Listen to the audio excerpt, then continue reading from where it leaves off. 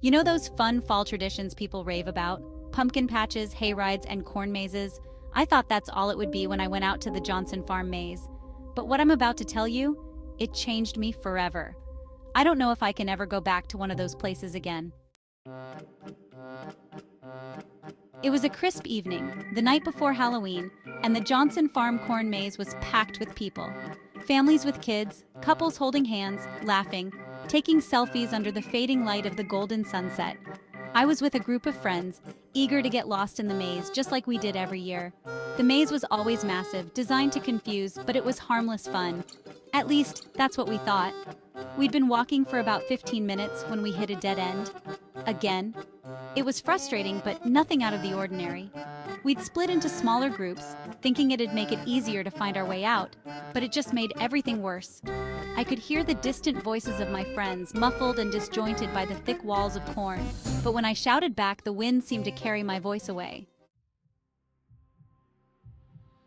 That's when I saw it.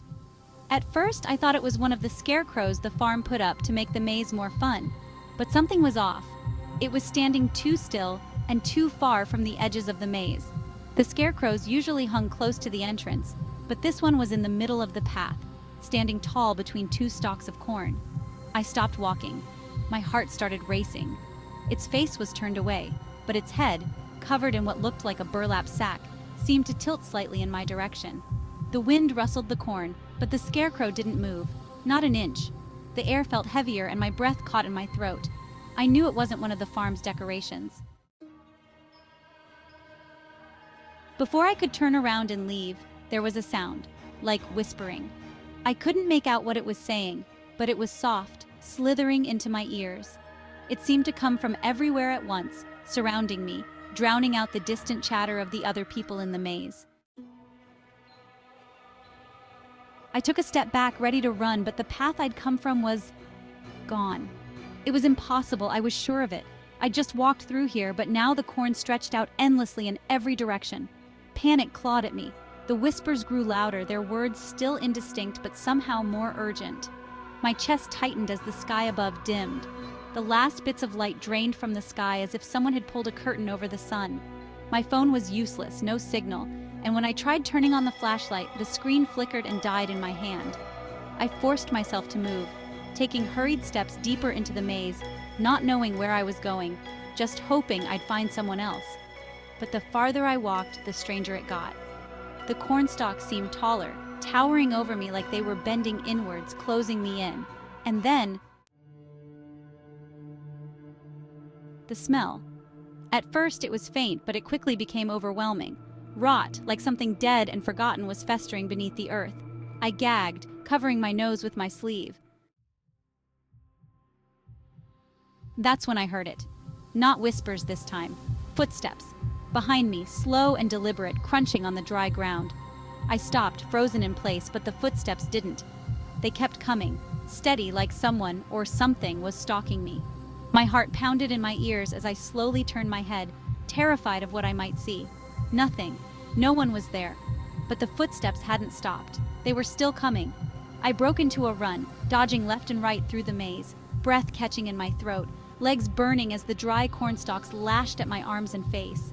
I didn't care about finding my friends anymore. I just wanted out. But no matter how far I ran, the maze twisted and turned in on itself, every path looking the same. And then I saw it again, the scarecrow. But this time it was different. It wasn't just standing there, it was moving. Its head jerked towards me with a snap, and beneath the burlap sack I could see something shifting, like something alive was writhing inside. Its body was stiff, jerky, like a marionette on invisible strings. But the eyes, two hollow black pits, staring right at me. I screamed, sprinting in the opposite direction, but no matter how fast I ran, I couldn't shake the feeling that it was always just behind me, always watching. The corn whispered as I pushed through it, and the smell of decay followed me like a shadow. And then, out of nowhere, I hit another dead end, a wall of corn so thick and high I couldn't see over it. My heart dropped as I spun around, desperate. And there it was, the scarecrow standing at the other end of the path, blocking my way. It took one slow, deliberate step towards me. I backed into the wall of corn, my chest heaving, eyes wide with terror. I tried to scream for help, but no sound came out. The whispers were back, louder now, like hundreds of voices were hissing in my ears, telling me to give up, to stop fighting. The scarecrow took another step, and the whispers grew deafening. Just when I thought it was over, something strange happened. The scarecrow stopped moving. For a brief moment, everything was still. The wind, the whispers, even the corn. And then, a light, a single faint glow, appeared just behind the scarecrow. It flickered like a lantern, distant and warm, cutting through the darkness. Without thinking, I bolted toward it.